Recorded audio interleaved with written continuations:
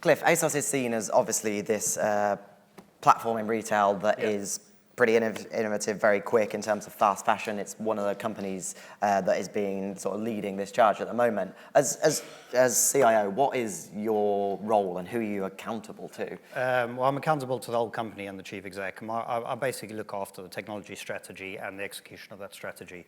And that's everything from the back office finance systems to kind of our websites, our apps, our integration with kind of the middle office, with the buying systems, literally everything. Everything in our business is powered by technology, and unfortunately, I'm accountable for all of that. And do you do it all, well, not all yourself, but as a company, do you do, how much of your own technology is produced on your website? We do a lot. The principle we work to is the most important thing is our core, what I call our core digital platform. So it's all the core software that's powering our experience that customers may be touching. So if you're on our website, on our apps, all that software is predominantly ours, written by our engineers. And we do it for a couple of reasons. One of the most important strategies we have is flexibility and agility. So we've designed that over the last couple of years as a microservice architecture for the techies out there. The reason we've done that is we want it to be as modular as possible, and we want to have as much scale, as much flexibility, and as much security in that platform. That being said, while that is our core and our most important thing, and we'll always hold that dear and we'll always keep control of that, is we don't necessarily think we've got an exclusive of all the brilliant ideas, and we don't have an exclusive of all the great technologies. And we want to integrate that platform with whatever technologies we can find out there that will improve the customer experience. So I probably should have said at the beginning that the most important driver for us is the customer experience.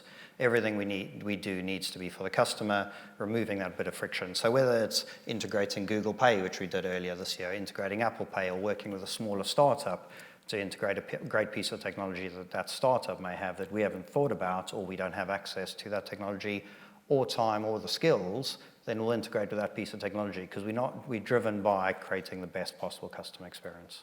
And in terms of resource to be able to do that, do you have what you need to be able to sort of move quickly? You can always have more. One of the challenges, and it's a nice problem to have at ASOS, is we have more great ideas and capacity to work on. We always are scaling up capacity, and we always are. Prioritization is probably one of the hardest things we do, and I do within my job. And anyone who can solve that for me, I'd love to hear from. And so it is about prioritizing the right things, and it's about doing a combination of quick things and some projects that take longer at the same time. So we're always inventing something new for the customer. We also have different, I'm sure every retailer is here as well, you can have different, what I call congestion in different parts of the technology stack at different times. So there'll be some areas where we really focus on because we know we have the flexibility, we know we have the capacity, and we're ready to do something quite quickly. And we want to create as much of that on the front end as possible. There'll be other areas where the pace of change or the congestion, for whatever reason, maybe got a legacy component still in place, is going to be a bit slower, and we slowly erode that so that we can create the same pace of change in those areas. Mm-hmm. Let's talk about sort of startups. You've said that yourselves, you don't have all the answers, you can't build all the technology that you want. And a lot of sort of what we've seen within the retail and also other industries recently has been looking at working with innovative new startups, whether that's investing in them or building their technologies with them or integrate them into your platform. What's your approach to how you deal with startups? Because there's obviously plenty out there. There are a lot, and that's one of the challenges. And we've done a few things over the years. So about 2 years ago, we partnered with Wayra in the UK, who's Telefónica's incubator. We learned a lot through that process. We co-accelerated 3 startups. We've also done some work over the last year with a company called Retech in Israel.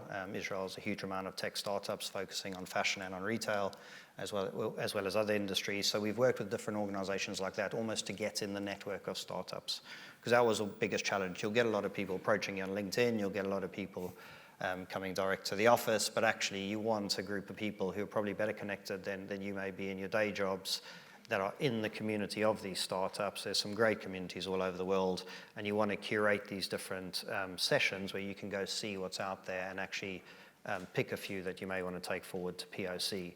So we've done that with 2 different organizations, as I mentioned before. We've also done some direct work with startups that we found through our connections and our networks. But the attitude is, you need to look all over the place. As you said, there's a lot, and we found you need to look at quite a few to find the one or two you want. How many were you talking to? Well, I mean, it's just an example. I don't think the number's right, but I remember when we did something about a year ago, we looked at 20 startups, and we took 2 forward to POC, and I thought that was quite a good conversion rate.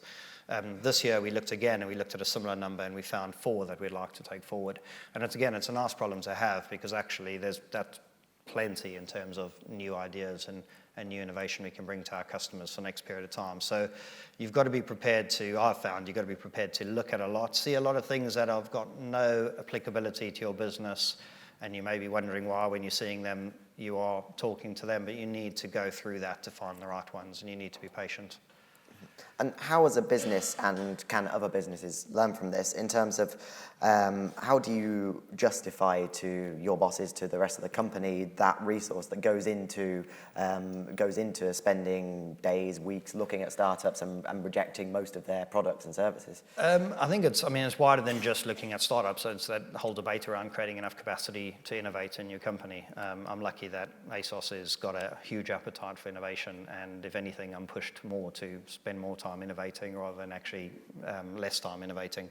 It's easier said than done. You actually have to create the capacity. I think one of the important points I would make as well is we work with startups, and you can create that time to go on a trip, whether it's in London, whether it's in Israel, whether it's in Berlin. There's hundreds of startups in all those locations. That's just some of the time. Actually, I think it's even more important to make time across all your teams, because you don't want to just have the team that's looking at startups or the innovation team that's in the corner. You want to actually create some capacity in every single team.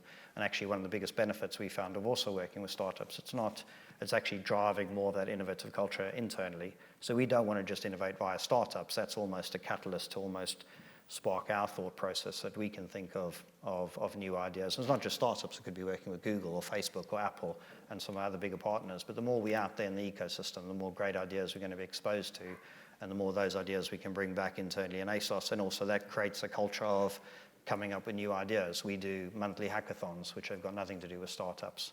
And sometimes that all blends together. We've got an example at the moment where we are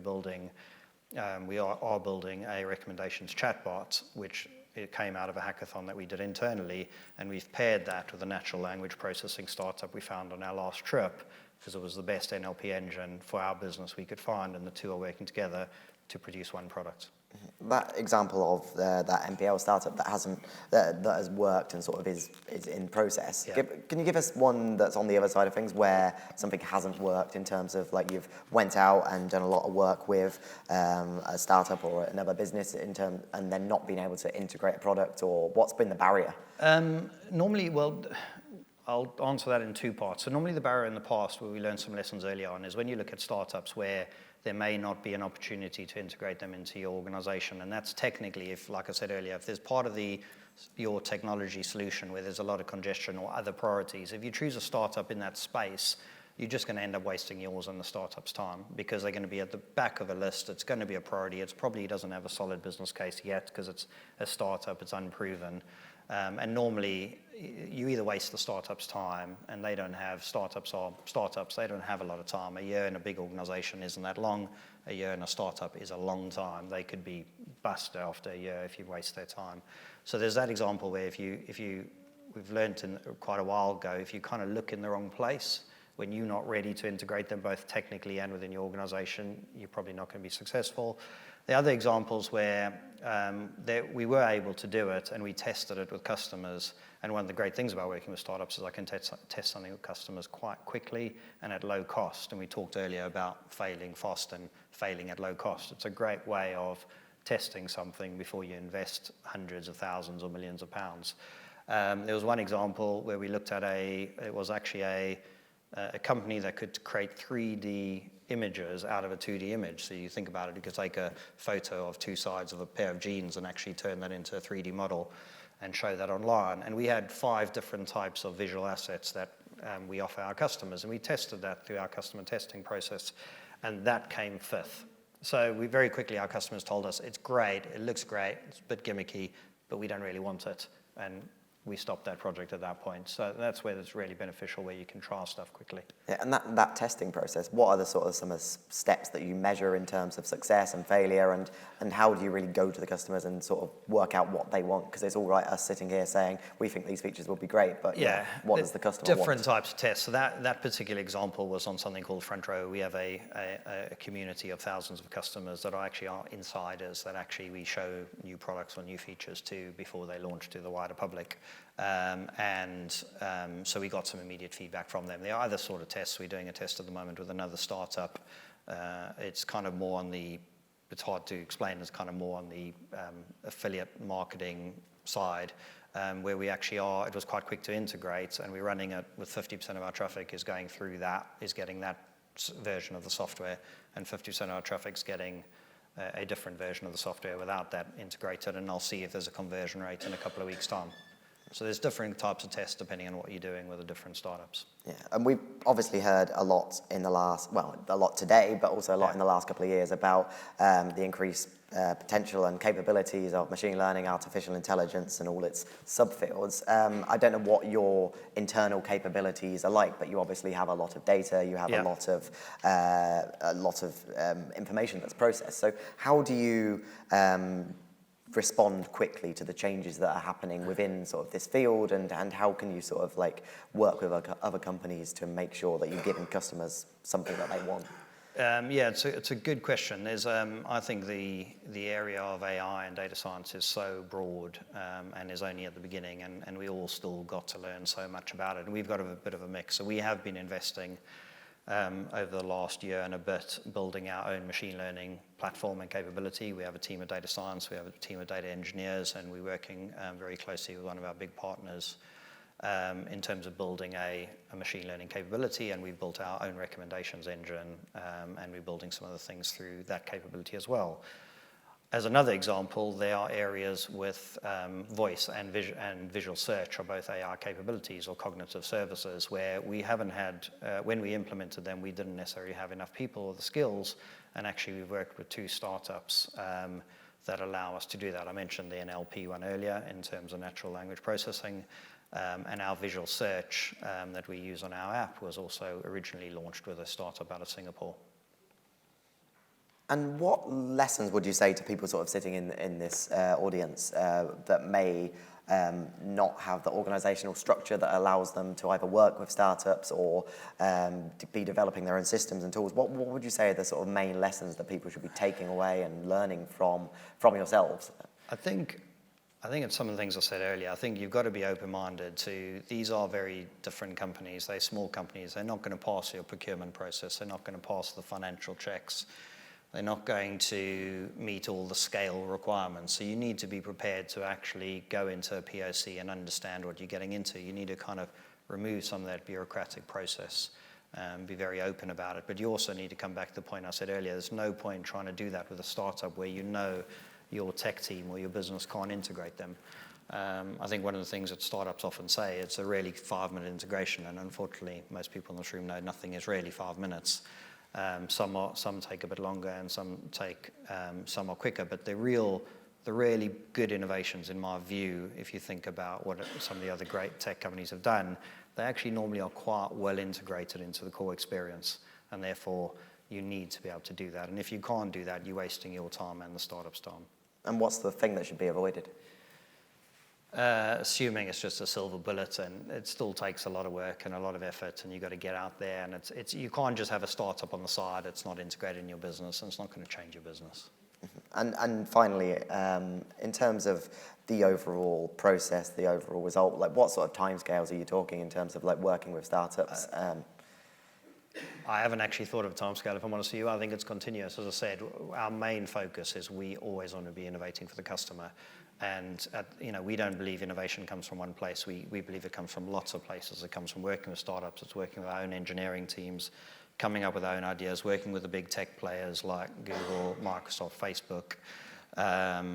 And we'll keep doing that because we just want to get as many good ideas as we possibly can in order to build the best customer experience. I don't think there's an end to it. Cliff, thank you very much. Thank you. Cliff Clerion, Chief Information Officer at ASOS. Thanks, Matt. Thank you. That was great.